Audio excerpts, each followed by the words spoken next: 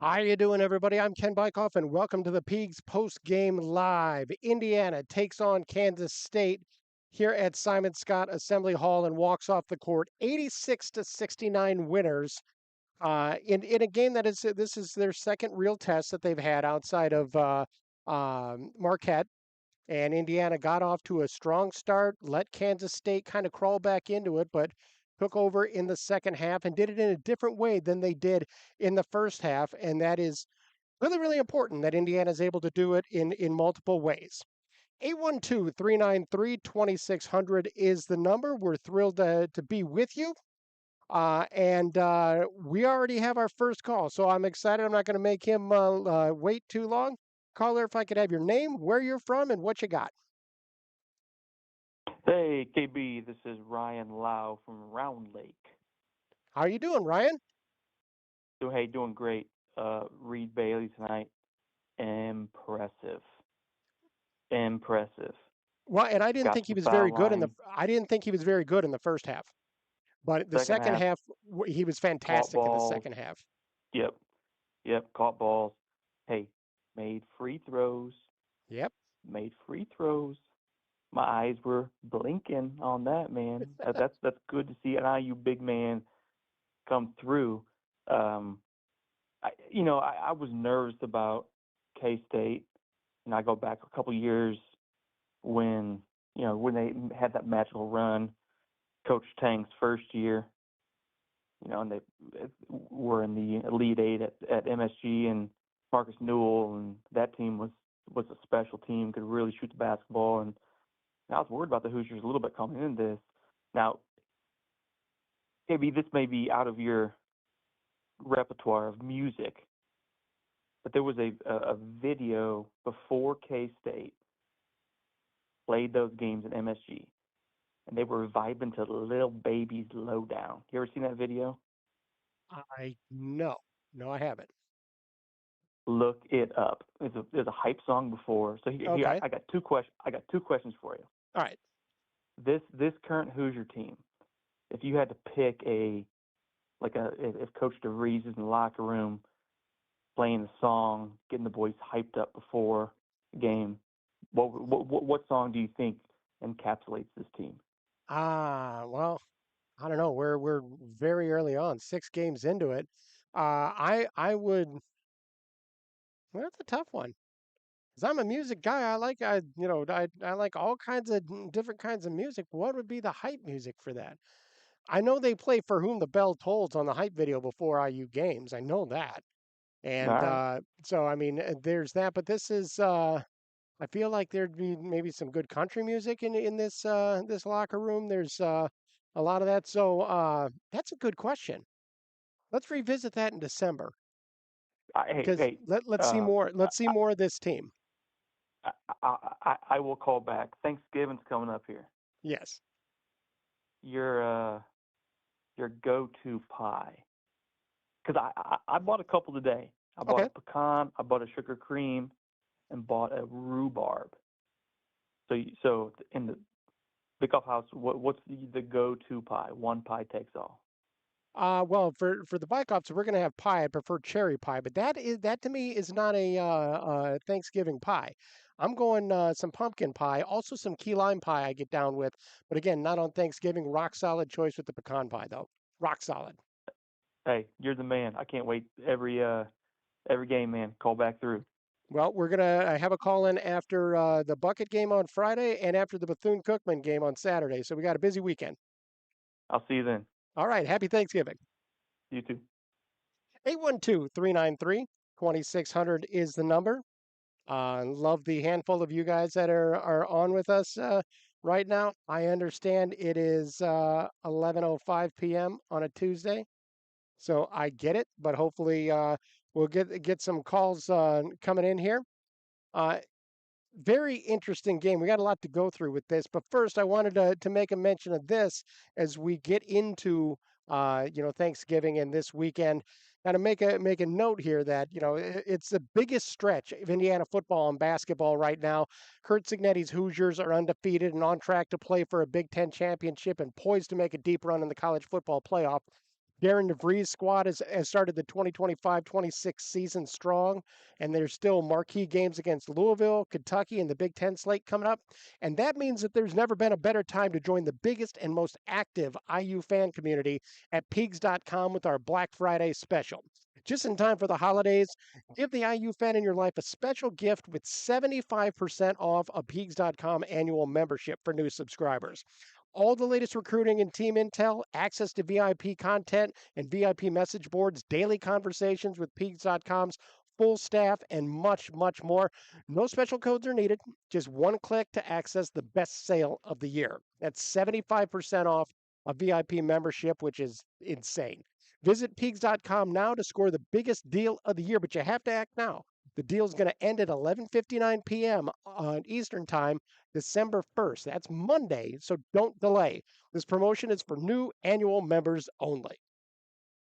Had to get that out. That was really important. Had a lot to go. We got another caller. Caller, if I have your name, where you're from, and what you got. Hey, what's up, Ken? How you doing? This is Larry up from Fort Wayne. How you doing? Real good, Larry. How you doing? I'm doing well, man. Thanks for your show. I appreciate you putting the time in late at night like this. Um, means a lot to a lot of people. I just want to start out by saying, as I sit here near Thanksgiving Eve, I want to thank the Lord for Coach DeVries. I love sitting here talking on the call, talking about the ball in Assembly Hall, making a call to the 1KB. I hope my turkey won't be crunchy. Now, as I say that in jest, I wanted to just ask you a couple questions. Yeah, One, did you watch Purdue the other night? What did you I think about didn't. them? I You did haven't watched. not. I have not watched Purdue. No. Wow, they look pretty good. They look pretty good. Um, well, I guess that will take away the rest of this Well, conversation. and the reason I haven't, Purdue's not my concern right now. How Purdue plays in November is irrelevant to how they play in January. So a lot of times I won't start to concentrate on some of those teams until we get a little bit closer to the Big Ten season. I I'm worried about IU and their job that they're doing in this limited time that we've had to see them. And I'm impressed with what I saw tonight. There were stretches when they weren't great, but there were some stretches when they were really, really good, and I saw a lot of things that I really liked. Yeah, that's fair. That's fair. Um, what do you think about, like, I mean, we look at Sig, we look at Coach Triple D, Darian Dale DeVries. Um, I think there's maybe a T-shirt that someone could make with Triple D's and whatever, but that's another thing. But do you do you think that the AD should be get paid more? I mean, he's brought in some really under the radar guys. Like, where's the support to get this guy some more money? Well, you mentioned the job that Dolson has done, and he's done an Yes, sir. amazing job because he has, you think from the firing of Tom Allen, which was an expensive fire, to moving out Mike Woodson. I know Woodson resigned, but we know he was forced out, and so. Being willing to make those moves is really, really important, but it's not enough to fire somebody. You have to bring in somebody who's a real upgrade. Obviously, Sig has been maybe the biggest home run hire, arguably in college football history, considering where Indiana has been historically, and to then Yep. just win 22 of 23 games to this point, of 24 games to this point, but and then to make the move on Woodson, pull the band-aid off with that, do it in the way that they did so they can get a little bit of an early rush on it and start to do those back channel things. That's really, really important. And then to go ahead and get a guy that I think everybody universally believes has this thing at the very least early returns pointed in the right direction because everything Yeah. about him is clicking with Indiana from and it's such a contrast of what it was before. Scott Dolson, when people get out of his way and let him do his job, I think that he has done a fantastic job with his hires. 100%. And so, I have. no say in the pay raises of people, but this is a guy who deserves a pay raise. Last uh, last point, and then I'll get off and let somebody else call in. Um, the game tonight was really fun to watch. I was watching with a high school coach up here in Northeast Indiana, and he noticed how much harder people get back in transition, how they're getting on the floor. You know, just those little intangibles that really make a team versus Woody. Do you think the average fan is picking up on how big of Sure. a bum Woody was looking back in comparison? Not that he's a bad guy, but coaching wise, the guy just didn't get the most out of his players like we're seeing with Coach Triple D. I will say that I think that it's very clear the contrast in effort. Let me put it that way. That Hmm. this Indiana team is playing hard. You see guys diving to the floor. You see them running back hard on defense. You see Trent Sisley hustling down to try to be the first one down to the other end of the floor. You see guys diving on the floor, and then when Kansas State has to call a timeout or wherever it is, here's Darren DeVries coming and being energetic with his players and all of that. And it's quite a contrast from what we saw, where it just felt, especially last year, that guys were playing for Indiana because Indiana cut them a check and you didn't Yes. have the quite the same kind of effort. This feels a little bit different, even though Indiana has cut some big checks to a bunch of people. It is just a different feel because there just feels like more energy, more hustle, and hustle really helped Indiana win this ball game. Yep, for sure. Well, Woody was here for a minute. I was high on him at first, and by the end, I wasn't. But the what you see, the proof's in the pudding, I guess. So Yeah. anyway, thank you for your show. We appreciate you, and have a great Thanksgiving. Thanks so much. Happy Thanksgiving. You too, brother. 812-393-2600 is the number. Got another caller waiting for us. I appreciate it. Caller, if you have your name, where you're from, and what you got. Hi, this is Joey. I'm from Huntington, and I run a small news show up here, but proud IU alumni, and actually took Coach Knight's coaching class when I was in school there. So I think I learned from the best, right, Ken? Oh, absolutely. No question here. So when I watched this game from a coach's perspective, what I love the most about this team is it feels like we have multiple ways that we can win. We can win at both ends of the floor. We can win with shooting. We can win with defense. We can win with toughness. We can win inside, outside. I think um, the weak spots that maybe I thought we had maybe aren't as weak as what I maybe thought they might be. And I think credit goes to coach as far as roster construction goes. That it seems like these guys fit together better than any Indiana team that we've had for the longest time. Again, from one coach to another, me to Coach DeVries. I think it's kudos to him for maybe not just establishing talent and writing checks, but also figuring out how they go together. Yeah, that is a huge key there. One of the hallmarks of Tom Crean's early years, even when they were struggling, he did a nice job of piecing together a roster. How do guys complement one another? Then after Cody and that group, Indiana goes to number one. He went after talent in a different way that it wasn't kind of constructing rosters. He got back to that a little bit later. I feel that Woody never did that. Uh, Archie didn't do that, but Darren DeVries has done a great job of getting guys that are complementary players that kind of play not the same style, but with the same attitude. And so being able to build that means that you're going to help your chemistry as well. And it convinces guys that to stay, and it will in the long run. Obviously, this year a team had to be put together quickly, a lot of seniors, but I really think that there's a lot of potential if Darren DeVries continues to build rosters and piece it together like the puzzle. So one other question, it's something I've brought up a lot. I don't know if you'll remember or not, but um, I think back to when I was younger and I was watching the 2011-2012 Indiana Hoosiers. This is the year before they're number one. Yeah. Oladipo hasn't come out of his shell yet. Cody's a freshman, and there weren't a lot of expectations.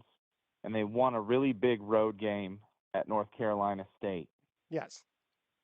And that game felt like a little bit of a turning point for that season where we all kind of said, well, this Crean, team might Crean be and the something. players always credited that game as That being the game was turning point. awesome. Yeah. And I looked at tonight's game, maybe not the same magnitude, right? But we just hit the top 25.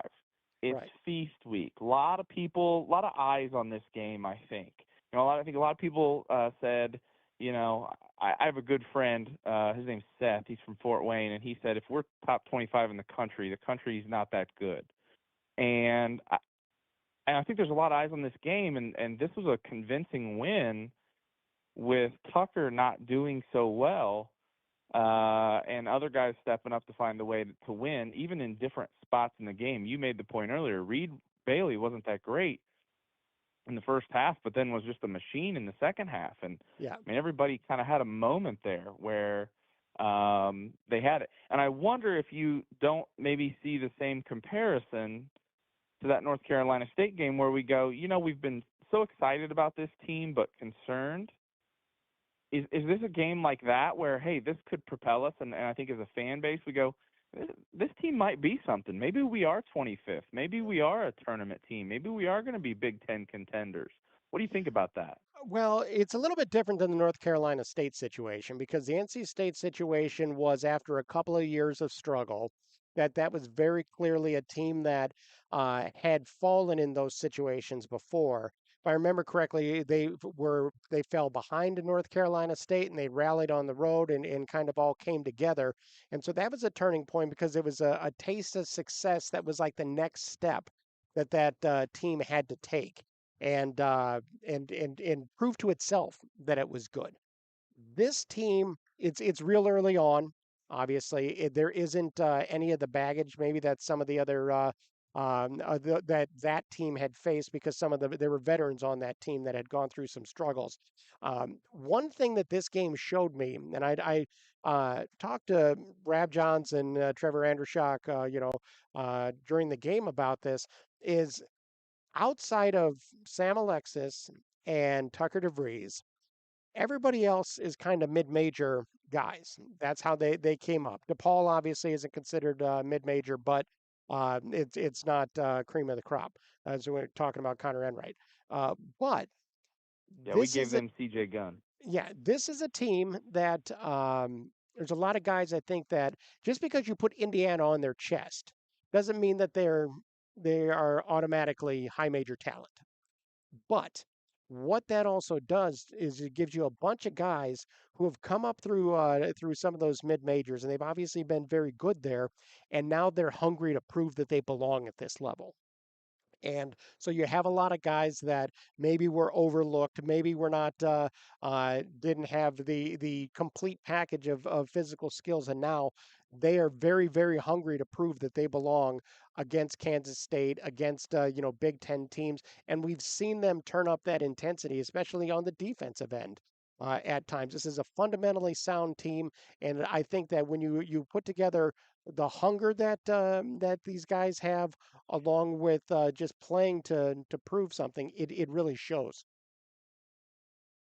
All right, Ken. Well, I appreciate your show. I appreciate you taking my call. I just had one more quick question to kind of parlay on the pumpkin pie Thanksgiving question. Here's the question: is Thanksgiving at the Bykoff household, is it lunch or is it dinner? So it's not at the Bykov household because I always spend time with my wife's family. There, my mother and father both passed. My sister lives in Minnesota, so we go up there, and I love my brother-in-law Kevin, sister-in-law Amy. Uh, we go up Shout there, out Kevin and and Amy. yeah, and Kevin's a fantastic guitar player. Um, so we go up there, and it is kind of it's not dinner because dinner to me is something after 5:30, and that's not. But it ain't lunch either. It's usually right after the end of the Oh yeah. first football game, so it's that mid range, 3:30, 4 o'clock, right in there. That is the sweet spot. I Yeah. like that. At my household, at the Tackett household, we call that lupper because it's halfway between lunch and supper. Well, and it gives you the opportunity to go ahead and have some drinks, go ahead and have dinner, watch some football, and at the end of the night, throw together a turkey sandwich as well, and you still get to bed at a good time. I agree. And Ken, if you ever have time, I run a Huntington University post-game show from the Huntington Walmart. It's on Facebook, Huntington News Now. You're my hero, and I appreciate what you do. Thanks again for taking my call. Well, I appreciate it. Thanks so much. Yep, bye-bye. 812-393-2600 is the number. Got a couple of things here on the chat. Says I'm getting sleepy. You're gonna need to bring the energy. I'm doing what I can. I appreciate the calls. Jay 9370 says thoughts on Connor Enright. I get the idea. Hate on him. I hate him on the other team, but love him on yours. But I'm not so sure I even love him on ours sometimes. Seems overly chippy, bitches to the refs, and was definitely delivering some cheap shots to opposing players tonight. Not necessary and just not a good look. I was thinking during the game and in the last game as well that he's one of those guys that you're happy is on your team and that other teams hate. And sometimes you need a scrappy guy like that, somebody who brings a lot of energy.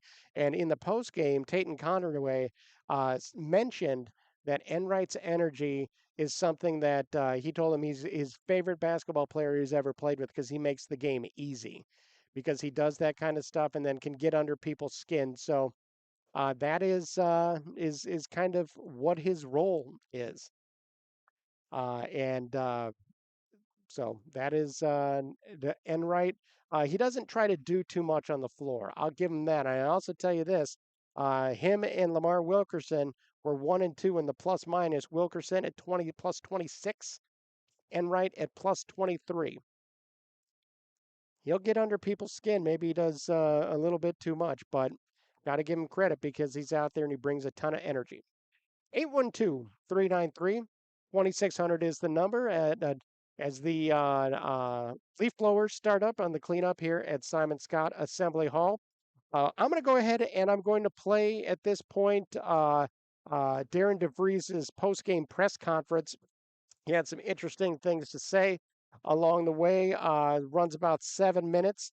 So without any further ado, I'll go ahead and bring you comments from head coach Darren DeVries during his post-game press conference. Darren, Tayton said Connor's been talking about this matchup defensively for like 3 days and sort of his desire to go up against Haggerty. You've known him longer than anybody else in this room. Has he always had that? And how quickly do you think he realized that that kind of mentality can help set a tone for a team as well as scoring, rebounding, et cetera can? Yeah, I've said from the beginning, he's so valuable to a team, and that's all he cares about. Like, he loves that challenge. Like, he's been that way his whole life. Just let me go guard him. Let me dive on the floor. Let me take charges. Let me do all the scrappy things that impact winning. And he doesn't care about scoring. He can score, but he doesn't care. He just wants to win. That's all he's consumed with, and that's why he's the ultimate team guy. I love having him out there. You can see why. Watching him tonight against a guy that averaged, 28 points a game coming into it. He did an unbelievable job on him. Yeah, can you maybe talk about just the strategy about defending PJ, what you kind of came in, what the game plan was, and Connor obviously is part of that, but just the overall kind of game plan? Yeah, Connor had done it before. He had done it when we were at Drake a couple of times. So we had him on when the shot went up. We had him run to Haggerty on every shot so that we could jam him a little bit, make or miss, and not let him start their transition game. So on makes, they're still really good on makes. They just get it to him. He throws it up ahead. So it took away that outlet. And then on misses as well. Now he wasn't the one that was going to be bringing it in transition. It takes a lot of discipline to be able to do that every time. And I thought he was terrific at it. The other part of it, the risk of it too, is when you run one of your get-back guys to a guy, now you're exposed on the back end if the other guys don't do their job. So I thought collectively the group really, was able to execute that portion of the game plan tonight. Alex and Daniel. Yeah, you guys shot 71% today on twos. Was it kind of, I know you want to shoot threes, but in a matchup like this, was it kind of your intent to maybe try to test them off the bounce, get to the rim, and also get to the line? I mean, Reed got to the line 15 times. Yeah, we talked about that at halftime. I thought the first half, I think we were a little anxious on a few of the threes. I mean, at one time, I think we shot 15 out of 18 shots or something like that. It was a lot, which is fine. We're more than fine with that. But we thought we needed to get more paint touches in the second half, so we wanted to run a little bit more of our stuff where we got Tatum going downhill, getting to the rim, and then if we got some kick out threes, great. But we were able to kind of create a little bit of confusion with their switching, and I thought Tatum did a good job of capitalizing on that. On that stretch, I think you guys were up like 20-4, and then it dwindled to like 22-20. What did you see in that kind of led on that run of theirs? And then when you guys, I think it was like 39-27 at half, just what kind of expanded that lead there? Yeah, I thought the start we did a really good job because they didn't get in transition. We were scoring, which is part of it, and then we didn't turn it over. During that stretch, we had a few maybe quicker shots than we would have liked that I thought we could have got a little better possession on, and then some turnovers, which led to broken floor opportunities, and that's where they're elite. You get them in the broken floor, you're putting yourself in a big disadvantage. So during that little stretch, that's kind of what happened. We didn't get conversions on offense, so now they're not taking it out of the net. And then we had a few turnovers as well. So when you combine those two, they were playing with a broken floor every possession during that stretch.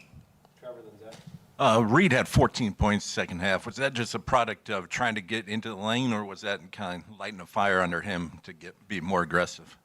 Yeah, I thought Reed really took the challenge of, hey, there's some open space. They were pressed out pretty good, making some of our ball reversals a little tougher.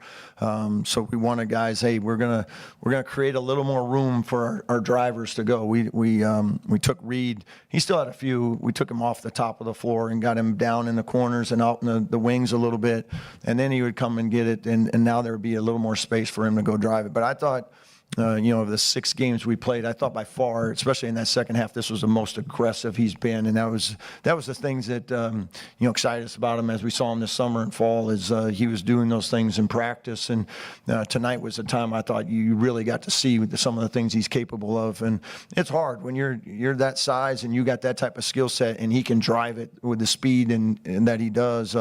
It gives us some opportunities to create some mismatches. There was a point in that first half, you called a timeout, and you looked like you were a little frustrated with Reed. Was there a point in the first half or in halftime where you challenged him specifically to be that aggressive in the second half? I think just normal coaching stuff, just, hey, be more aggressive. So he did. Good job, Reed. Yeah. Yeah, Darren, with Trent Sicily, 12 points tonight. Just what does he do both offensively and defensively for you guys, specifically as a freshman, though, to really excel in his role that's so rare in these days of college basketball? What I love about Trent, he's a freshman, and we have Tate and Lamar and Tucker and Sam and Reed. He doesn't get really much plays run for him right now as a freshman, but man, he impacts the game. Like he'll fall into double digits. He'll fall into rebounds because he knows how to play. He finds his role, and he really capitalizes on it. And a lot of it's just with effort plays. I think he does a great job of that. And he's long, as you guys can see, and he gets out and runs, and he just does a lot of things that, hey, you're worried about all this, and then all of a sudden Trent's laying it in, or Trent's getting a rebound, and he's just getting better and better and more confident. You can see it in practice, and it's definitely carried over into his games. For a freshman, he's pretty poised out there for us. Kansas State got a couple offensive rebounds late in the game, but it was never really a factor throughout the game. Were you happy with the progress your guys made in that regard? Yeah, I thought our defensive rebounding was much, much better. They did get a couple there real late, but outside of that, I thought the guys really did a good job of limiting them. Especially in the first half, they didn't take as many threes. I can't remember how many they got up, 7. So that's part of it too. When you don't have those long shots, long rebounds, and guys are running in there, so we were able to keep guys in front of us a lot more. And because we could, now we were in perfect box out position as opposed to being in rotations where now you got to go find guys. So still plenty of room for improvement, but I thought we're taking some strides there. Last question, Jim. Coach, following up on that rebounding, you had 6 different guys with 4 or more rebounds tonight, so it was a team effort. What led to that spreading out of grabbing those boards? Spirited practices. I think the guys did a good job of continuing to understand the things we got to improve on. We had that extra day in there, so we were able to do a little bit more, body on body type stuff. So I think the guys embraced it. I thought they did a good job collectively. Again, we got to continue to make that our mindset every night is we got a defensive rebound if we're going to be good. And I think the guys, they get that. I think they've seen it enough now that we just got to continue to improve and make it a priority. Thank you all.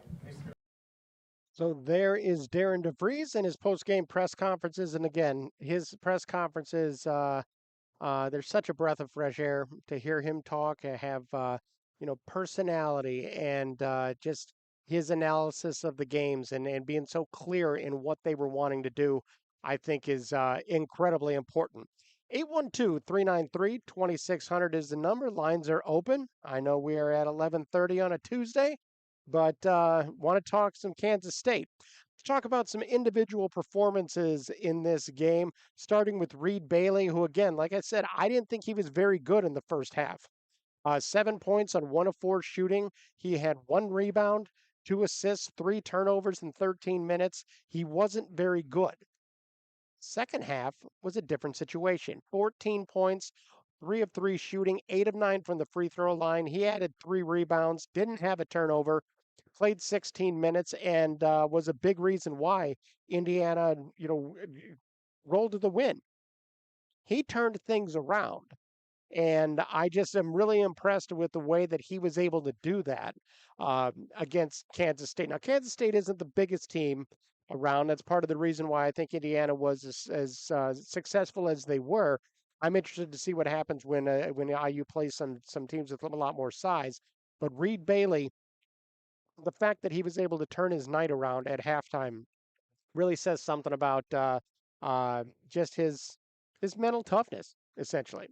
Peyton Connerway, 19 points on 7 of 14 shooting, 2 of 7 from three-point range. Indiana, by the way, shot 33 times from the three-point line, knocked down just 10 of them, but a bunch of those came early on, and so that was really important. Connerway, again, 2 of 7 from three-point range, 3 of 4 from the free throw line. He has 4 rebounds, 2 assists, 7 turnovers, which is obviously a ton of them. But it was kind of funny after he went through his press conference. He joked. He's like, "Hey, thanks for not asking me about them turnovers." So at least he acknowledged it, and that is also good to see. Something you could joke around about when you score a 17-point win, but it's just something to mention. He played 26 minutes. He had 9 points from Tucker DeVries on 4 of 11 shooting, 1 of 6 from three-point range. He added 6 rebounds and 5 assists and 2 blocks and a steal. He was plus 21 on the night. The fact that DeVries only scored 9 points, did not shoot the ball well, and Indiana still rolled to a big win, I think really just says something about the balance on this team. And I'm impressed by the balance that Indiana has shown in being able to win different ways. Indiana won the first half by knocking down threes. They won the second half by getting the job done at the rim, scoring 2 points at a time instead of 3, and doing it in different ways, letting it come from different places. I think that is really important. You had Connor Enright, 7 points on 2 of 5 shooting. Both of those shots came from three-point range. All the shots, I guess, came from three-point range. Both makes. He had 6 rebounds and 3 assists versus just 1 turnover. He was plus 23 on the night. And again, Enright, he really does an incredible job of doing the dirty work. He ain't the most athletic guy. He ain't the quickest guy. Yeah, he is irritating. But sometimes that could be a real positive thing. You do the little things on the floor, it makes a big difference. What Enright reminds me of is now IU radio color play-by-play color guy Eric Sewer, or Daniel Moore, if you remember him. Dirty work guy. Not looking for a lot for himself. He's willing to do it, but he's the take charge guy. He's the guy that's the irritant. Give him a lot of credit for the time that he puts in. It shows a lot of toughness. Trent Sisley, let's talk about him. Off the bench, 12 points, 5 of 8 shooting, 1 of 3 from three-point range, 1 of 2 from the free throw line, 5 rebounds, led the Hoosiers with 3 offensive boards, 1 turnover, played 21 minutes. He was plus 15. That kid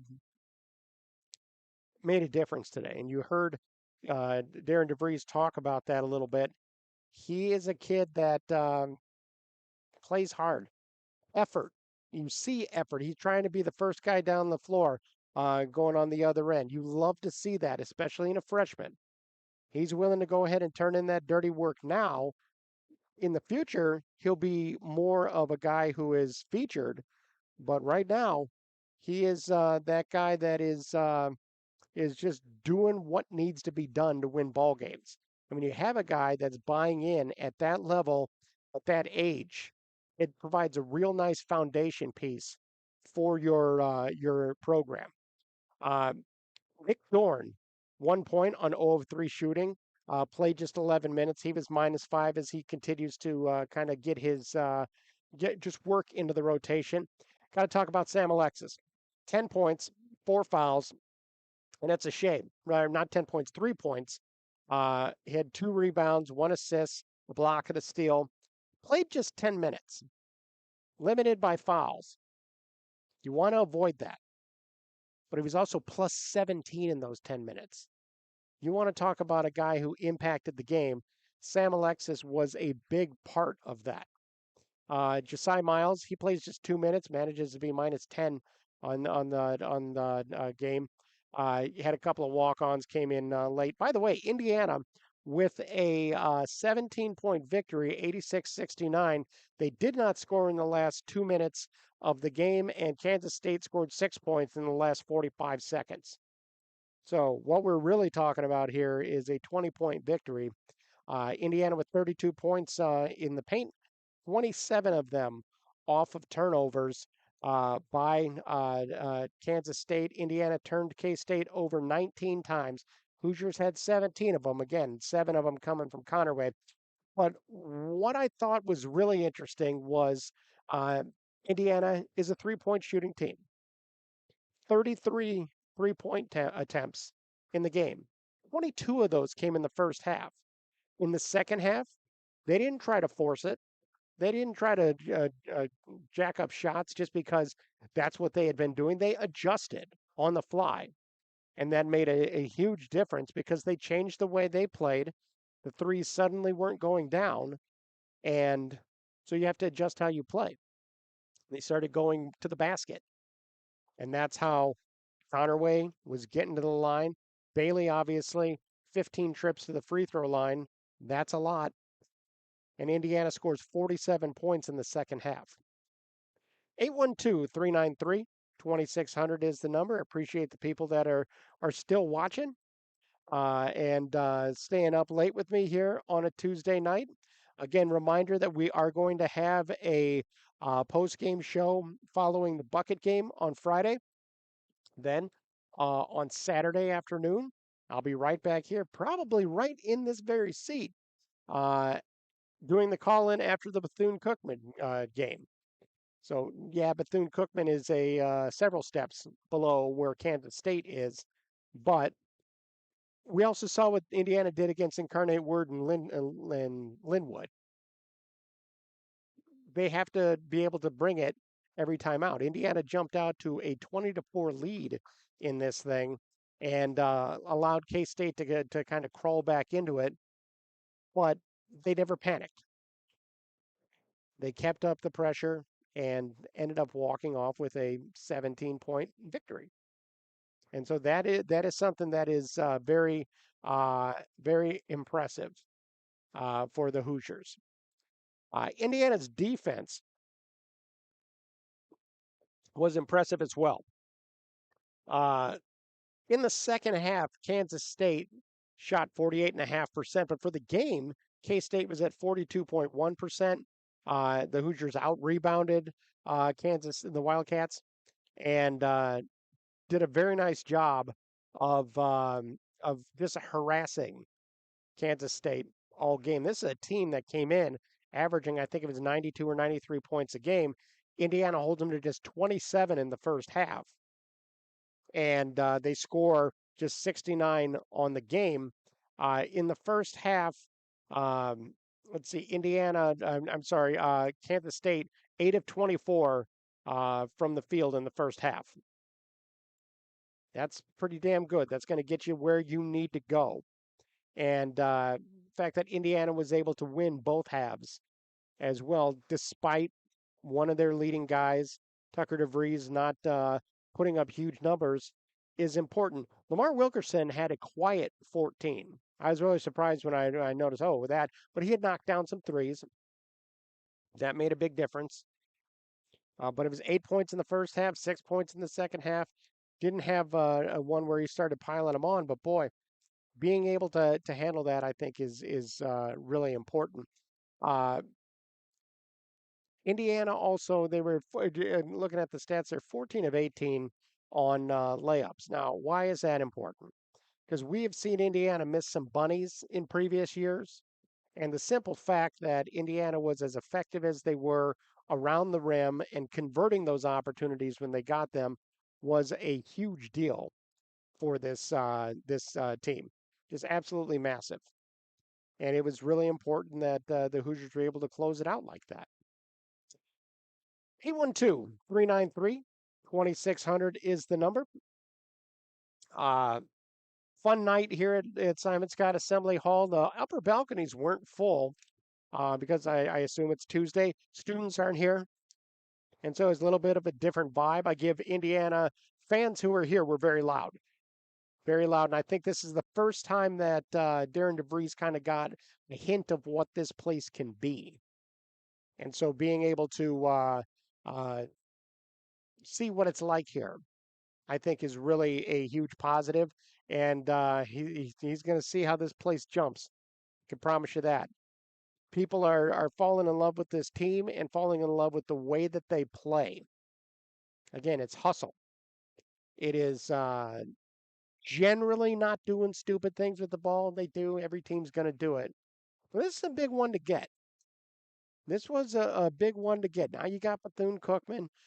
You do have Louisville coming up on December 6th in a day that could be really, really a big day with the potential for a Big Ten title game appearance by Indiana in Indianapolis, but should be a very, very fun day. I know that the feeling at the when it comes to this team, it's just different. It's nice to see this team doing being as effective as they are in scoring points. The other thing that is impressive is the energy Indiana came out with was much higher than what it has been in recent games against Incarnate Wood, again Linwood.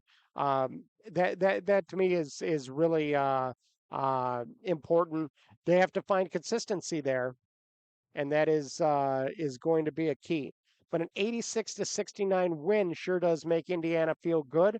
Their first game under Darren DeVries they've played while they are ranked, and they showed out. They showed out big time. Last call for phone calls, then I'm going to let you guys get off to bed because love to hear from you. Lines are open. I've been on the air for 45 minutes as we head towards midnight on a Tuesday night. I want to mention something else that I think is really nice this year. The game day experience here at Simon Scott Assembly Hall has changed in that there is less band, more crowd participation things, more energy things. Look, I love the band. The bands are part of the fun of college basketball. There have been times, though, in the past when I think that the band, for as much as it's fun to hear them play, that it doesn't necessarily juice the crowd as much as you want.